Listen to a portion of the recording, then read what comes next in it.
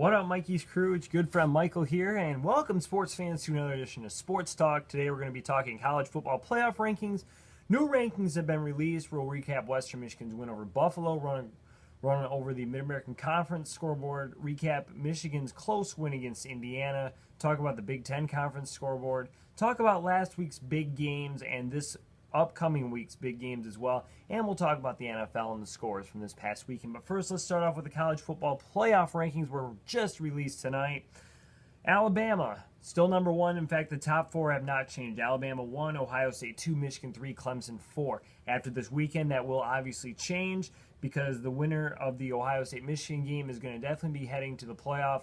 Losers most likely out. If both teams have came in unbeaten into this game, I would say even the loser would have a chance to go to the playoff. But obviously at this time, the loser would definitely most likely be out, even if Clemson or Washington were to probably lose, I would say. Well, actually, if Clemson or Washington were to lose, I guess I should say there could be that chance that the loser could still go, but I highly doubt it at this point.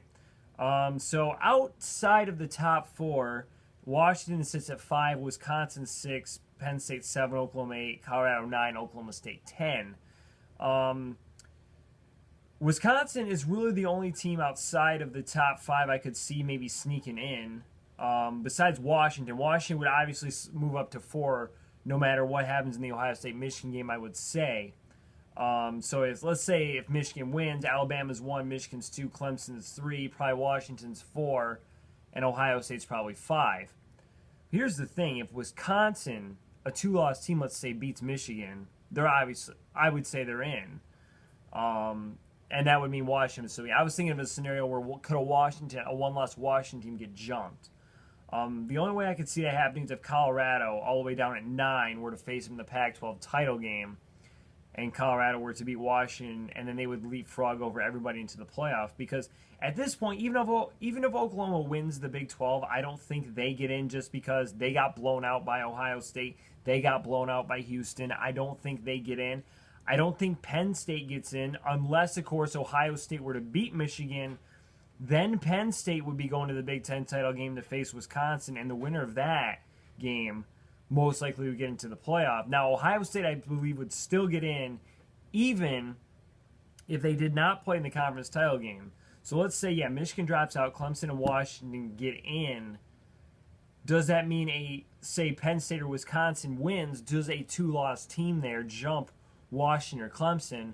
I believe absolutely. I believe, well, not Clemson, but I believe definitely Washington would be the 1-loss team out.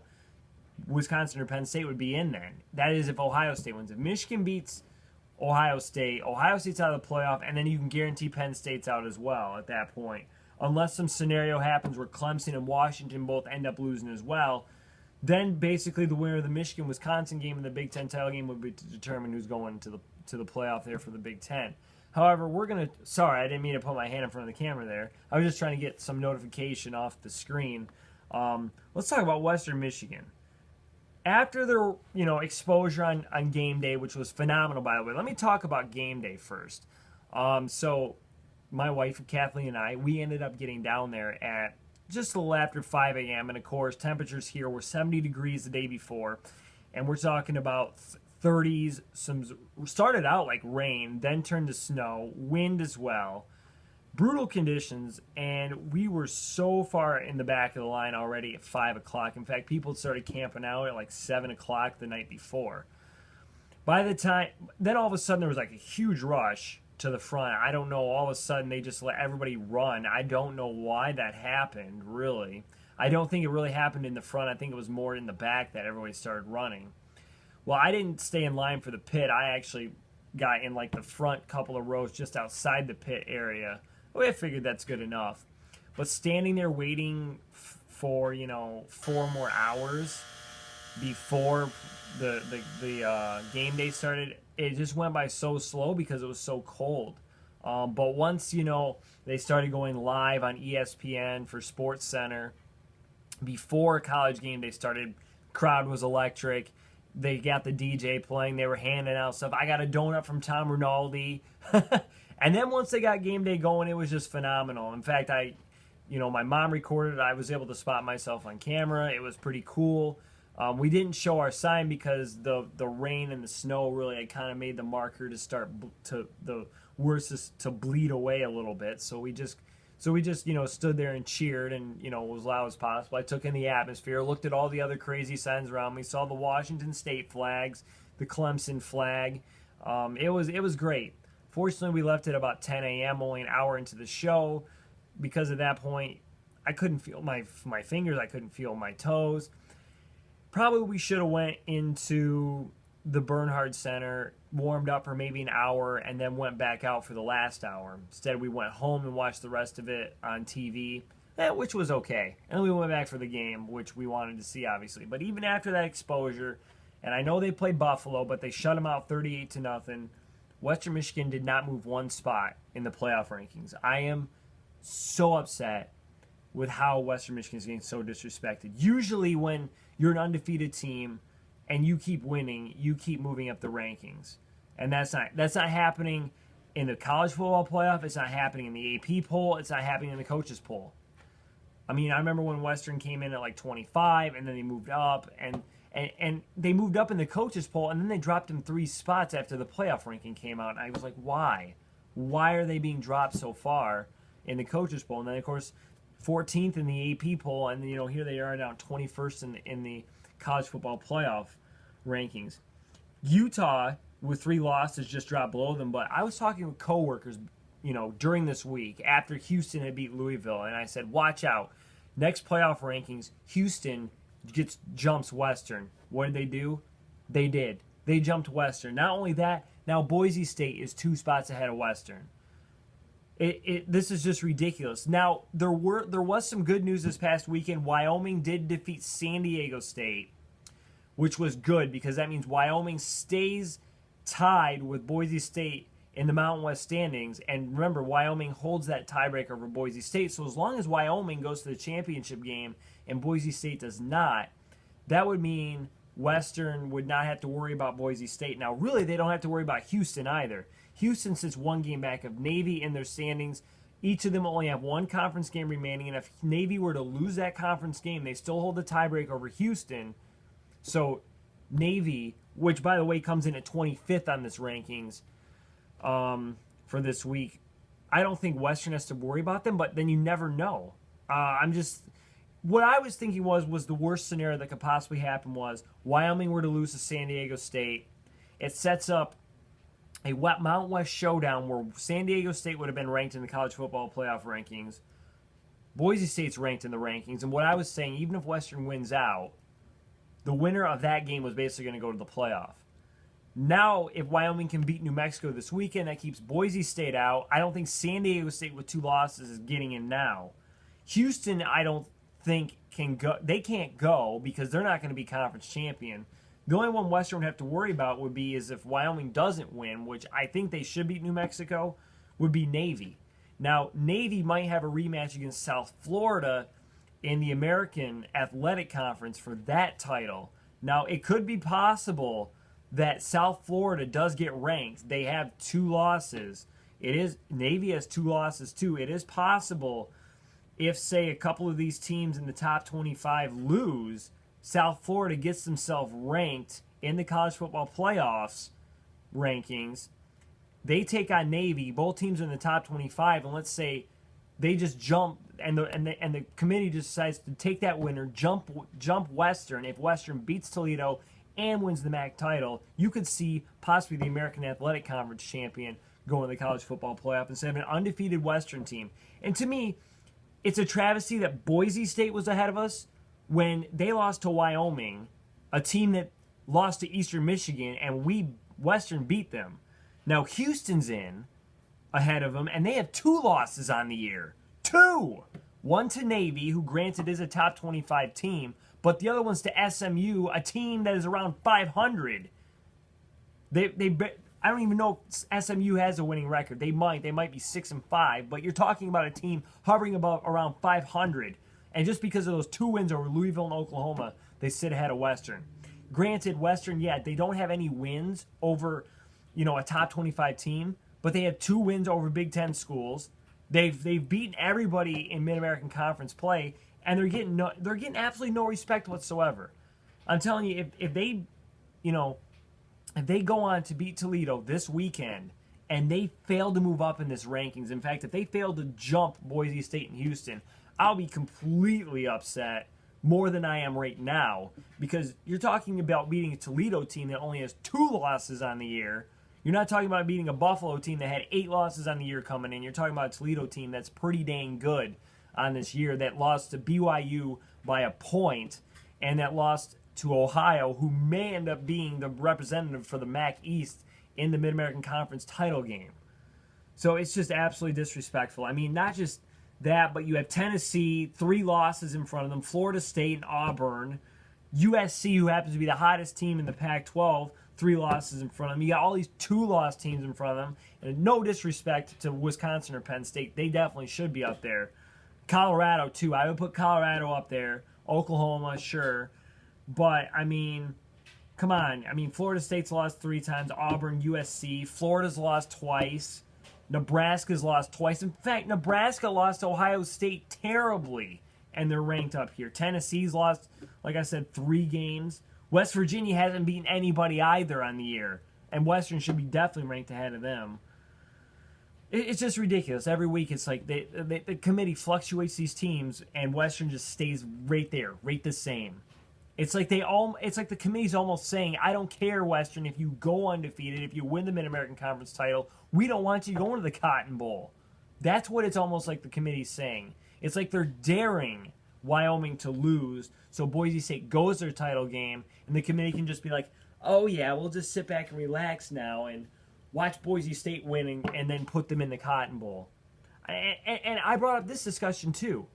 If Western goes undefeated, Boise State somehow makes it to the Mountain West title game and wins it and goes to the Cotton Bowl over an undefeated Western team, does Western boycott a bowl game?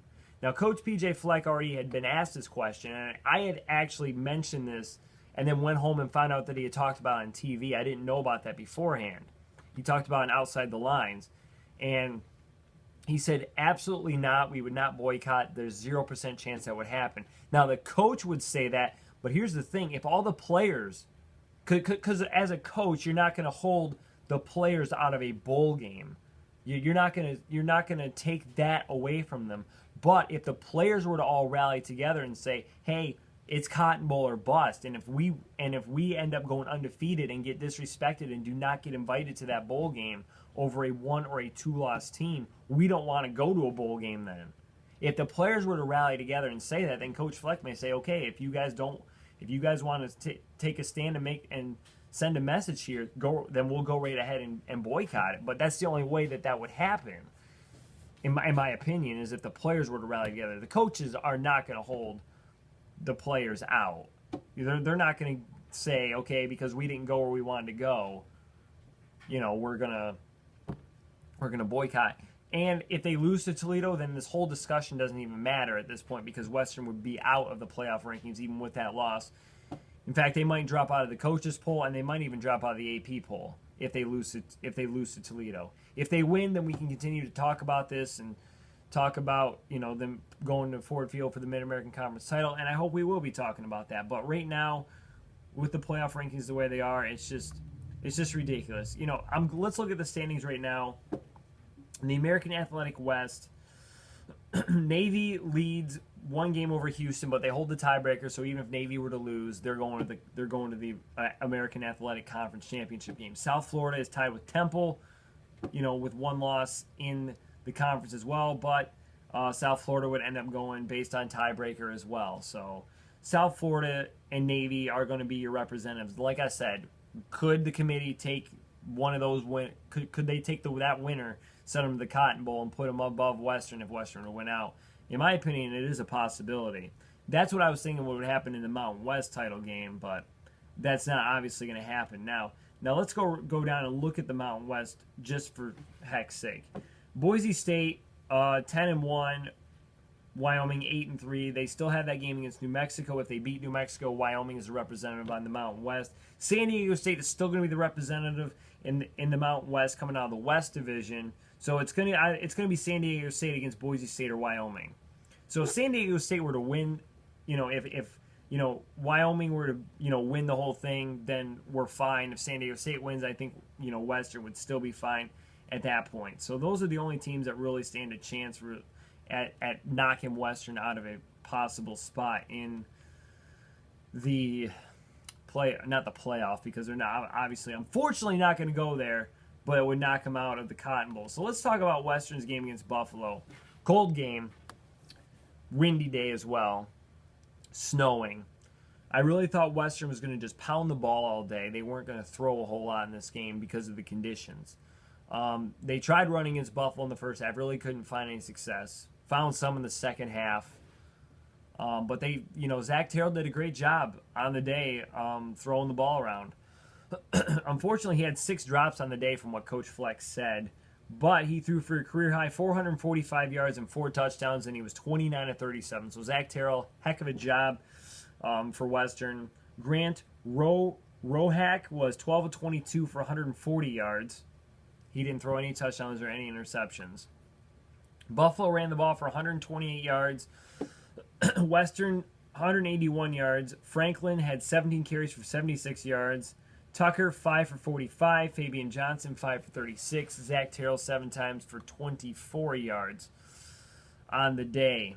And coming into the game, Buffalo's rush defense was actually poor, and their pass defense wasn't actually that bad. But that day, they were not. Corey Davis, 13 receptions, 173 yards, and 2 touchdowns. He's now only 18 yards short of breaking the career mark in the NCAA.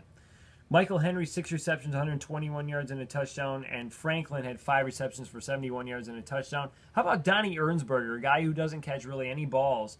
3 receptions, 56 yards, and Carrington Thompson, 2 for 24 on the day. Western did lose 1 fumble, but so did Buffalo. Western did fumble it 5 times, but you got to remember the conditions were not that great out there at all. And Butch Hampton, he was 1 of 2 on field goals. He did miss a short one on the day. The wind might have had something to do with that. And how about Robert Spillane had 8 tackles, 1 sack on the day. So let's look at the team stats now for Western Michigan. 626 yards to Buffalo's 268. Western had the ball for 34 minutes, 36 seconds to Buffalo's 25 minutes, 24 seconds. Western 6 of 12 on 3rd down. Buffalo 2 of 12. Not good for them at all. 3 penalties for Western for 20 yards. Buffalo had 4 for 32. So those were the stats for Buffalo. Now let's run down the Mid-American Conference scoreboard. So yeah, I was really surprised that Western was able to throw the ball the way they did on that day. I thought they were really more going to run it, more going to pound it, but they surprised me, and we'll see what they do against Toledo on Friday. In fact, we'll give you a little bit of a preview of that game as well coming up. So let's now backtrack, look at the rest of the Mid-American Conference standings here from this past week. Bowling Green defeated Kent State 42-7. Central Michigan defeated Ohio 27-20. That sets up where Ohio has to win this week to go to the Mid-American Conference title game. If they lose and Miami of Ohio wins, Miami of Ohio's going.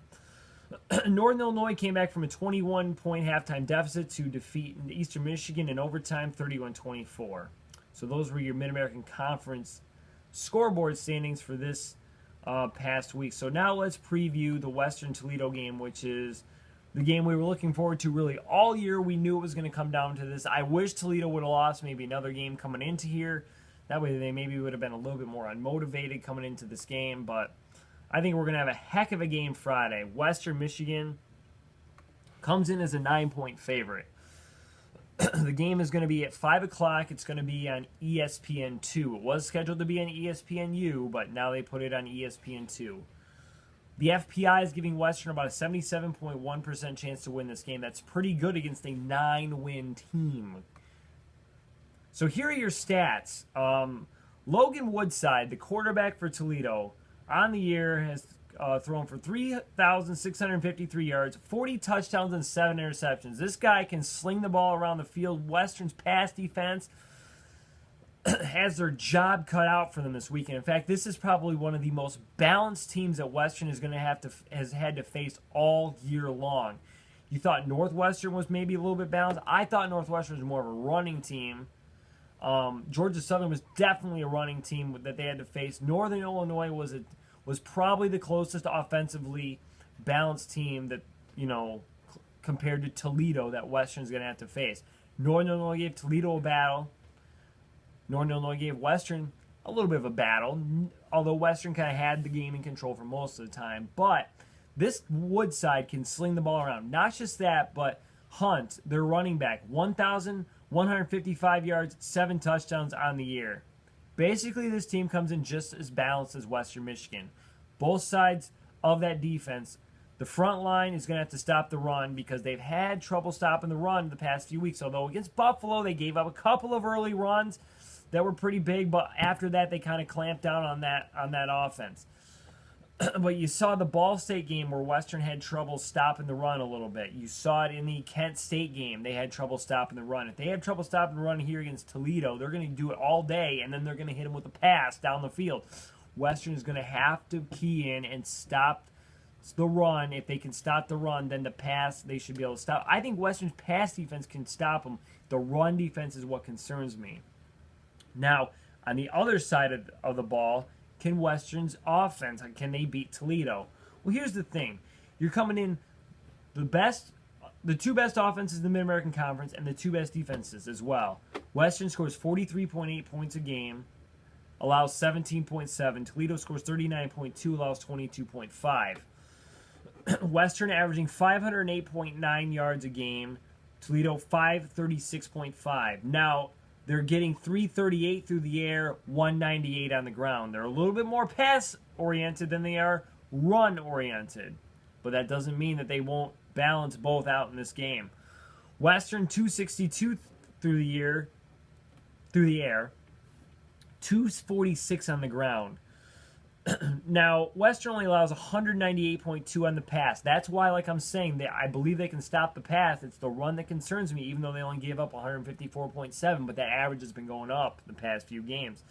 Toledo gives up about 232.3 through the air, 158.1 on the ground. So it could end up being a shootout. It could end up being a defensive struggle.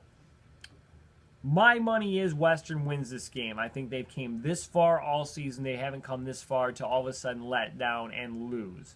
If they lose this game, they lose any shot at the Cotton Bowl. They do not go to the Mid-American Conference Championship game, even with only one loss on the year. They would not be going. That's the sad fact. With that being said, I think Western ends up winning this game. I'm going to say the final score of this game is it's going to be a shootout. I don't think there's any doubt about that. This game's going to be a shootout. I say Western Michigan wins this one 45-41 over Toledo. That's my projection. Now, it could turn out to be a defensive game. It all depends which one's going to show up. Is it going to be the offense or is it going to be the defense? Are we going to have to keep scoring or are we going to make some stops? That's what I'm wondering. But I'm thinking with the way these two teams face up, thinking of shootouts in hand. If Western can take the drama out of this game early, I'd be very happy because I'm telling you, I'm going to be a nervous fan sitting there in the stands on Friday. And right now they're projecting 44 degrees and rain for this game on Friday. Oh boy, that could set up for a running battle between both these teams. And right now, like I said, Western's defense better be stopping that run. That's all I've got to say. So let's talk about Michigan's game against Indiana now. Of course, Jordan Spate did not play, Spete did not play in the last game. John O'Corn played instead because Spate was injured. His last game against Iowa. And I was saying, all year I wanted to see John O'Corn. I want to see how this guy could do. Because, I really didn't like, not Jordan Spate, Wilton Spate, I'm sorry. I did not like Wilton Spate. I thought at times this year he threw into coverage. He didn't get rid of the ball quick enough, which definitely in the Colorado game you could definitely see. He got sacked and lost a fumble. It looked like he's thrown into coverage where he should have been picked off. He didn't look that great. And I was like saying, okay, finally, we get to see John O'Corn. What can this guy do? Now I'd really rather go back to Wilton Spate. John O'Corn, 7-16, 59 yards.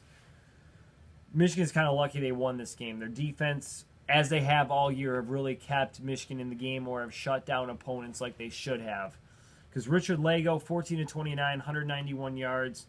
The rush defense, 36 carries, 64 yards for Indiana. Michigan, 50 carries, 225 yards. Davion Smith, 2 touchdowns, 23 carries, 158 yards. He got the brunt of the carries in this game.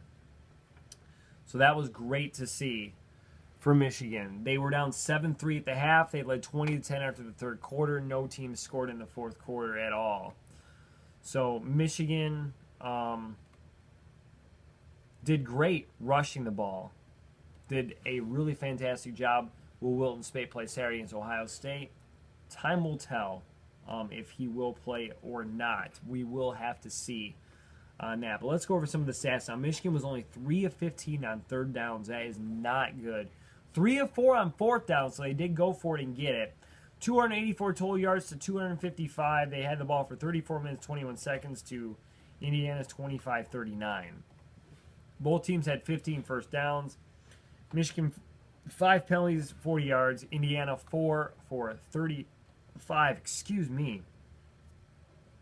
So let's now recap the Big Ten Conference scoreboard for this past weekend.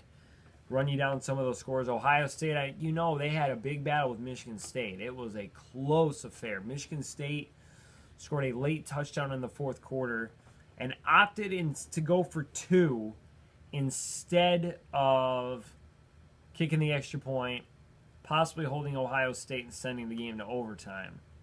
They did not get the 2-point conversion, and therefore they lost the game 17-16.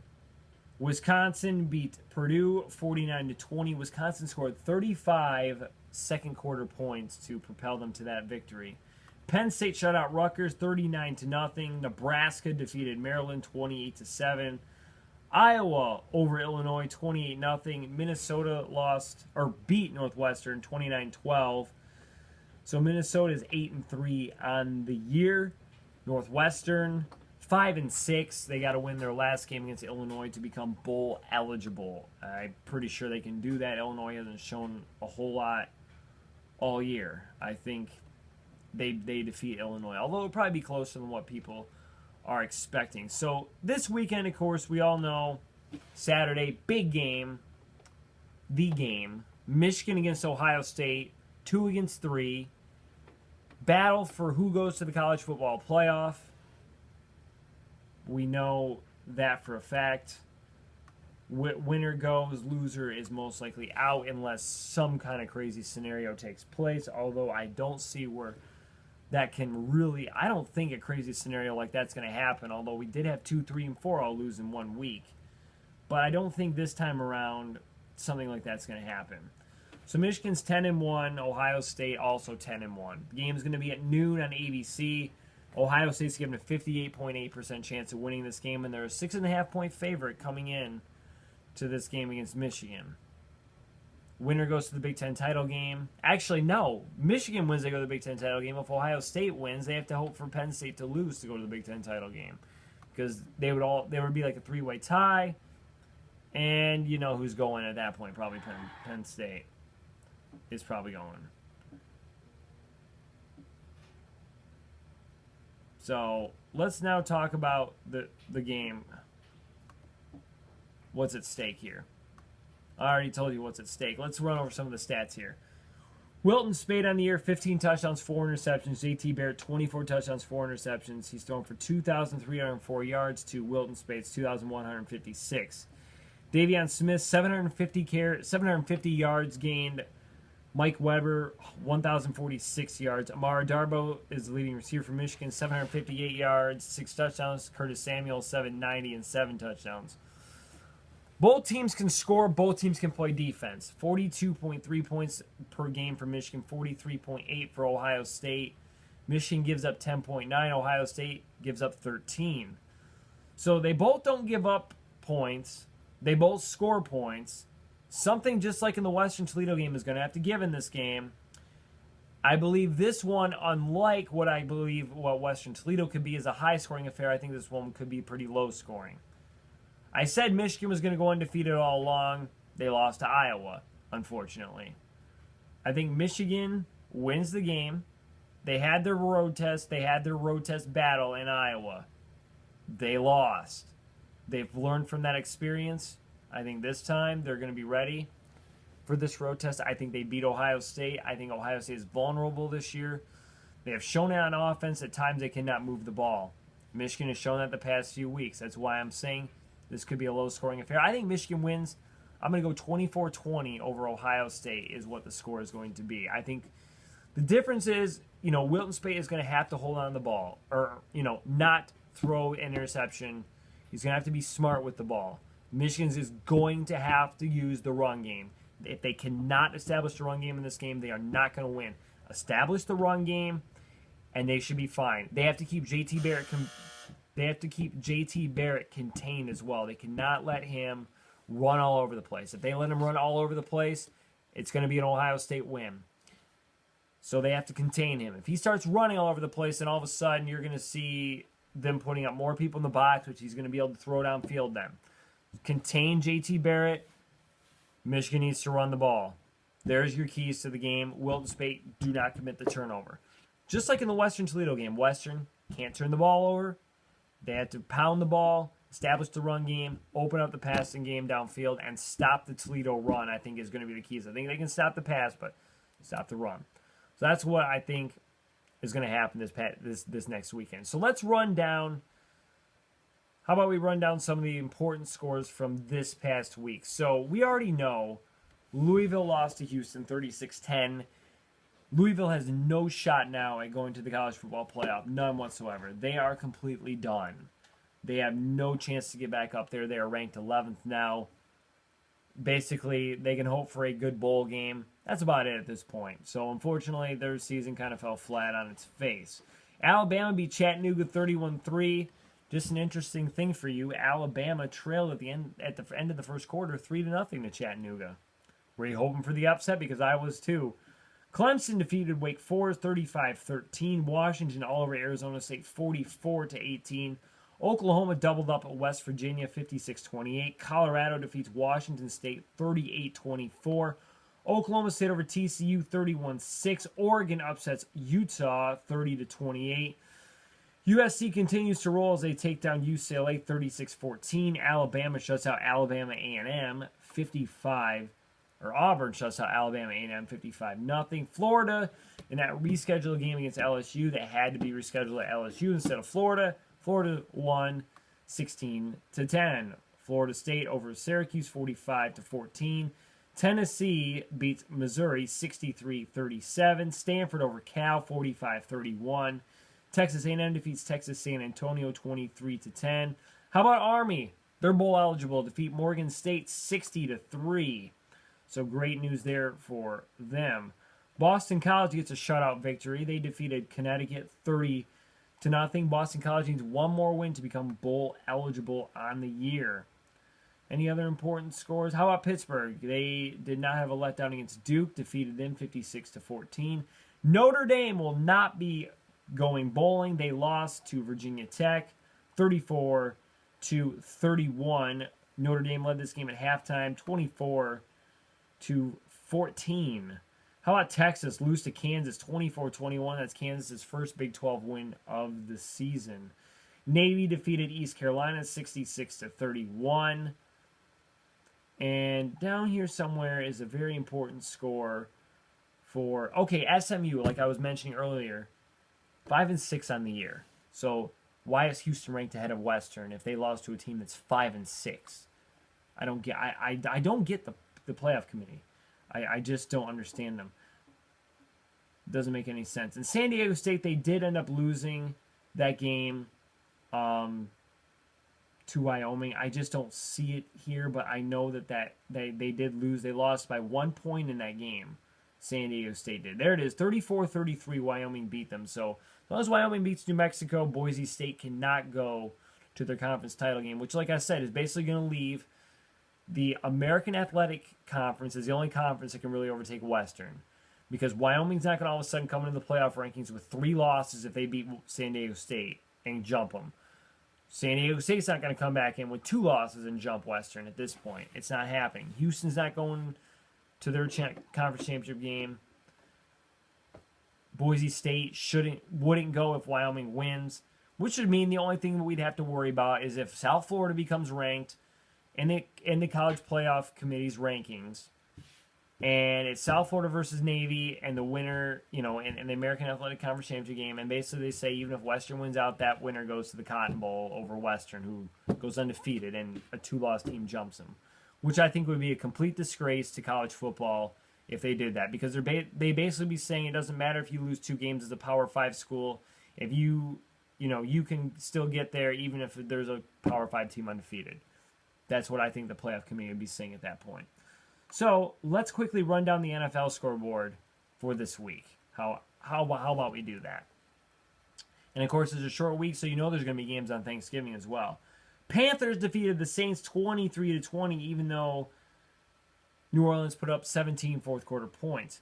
Pittsburgh keeps Cleveland winless as they defeat the Browns 24-9. Cowboys are now 9-1. They defeat the Ravens 27-17. How about the Lions defeat the Jaguars 26-19? They trail going into the fourth quarter of that game 19-16. So the Lions are 6-4 now. They face Minnesota on Thanksgiving Day. The division lead is on the line. If the Lions win, they have a good shot at winning their first division title, I think, since the year 1993. The Colts defeat the Titans 24-17. The Bills squeak by the Bengals 16-12. Buccaneers squeak by the Chiefs 19-17. Giants defeat the Bears 22-16. Vikings over the Cardinals 30-24. Dolphins scored 2 late touchdowns to defeat the Rams 14-10. Patriots defeat the 49ers 30-17. Seahawks over the Eagles 26-15. Redskins on Sunday Night Football take down the Packers 42-24. And on Monday Night Football, Raiders defeat the Texans in New Mexico City 27-20. So the Raiders maintain their lead in the AFC West. Now, here's a stat for you. 12 extra points were missed on Sunday. 12. That's an NFL record, by the way. I guess, moving it back to a 33-yard extra point does create a little bit of drama in the games, which, who doesn't like drama in football? That's right. All right, so that'll do it for this edition of Sports Talk. Next week, we'll be talking about Western against Toledo. Hopefully, we're talking about a Western Michigan win. We'll recap the Michigan-Ohio State game as well, run down the NFL scoreboard, and we'll talk once again about the college football playoffs. So drop a thumbs up to the video if you enjoyed it. Offer up any opinions or comments about anything that I talked about or any other thing in college football or the NFL in the comment section below. Thank you for watching and thank you for subscribing. If you haven't subscribed, make sure to subscribe to my channel for more content. Follow me on Twitter and Instagram. Links are in the description below. Until next time, this is Mike Loudon. Over and out. Mikey's crew, you guys are the best. Take care. Have a happy Thanksgiving, everybody. We'll talk to you next week.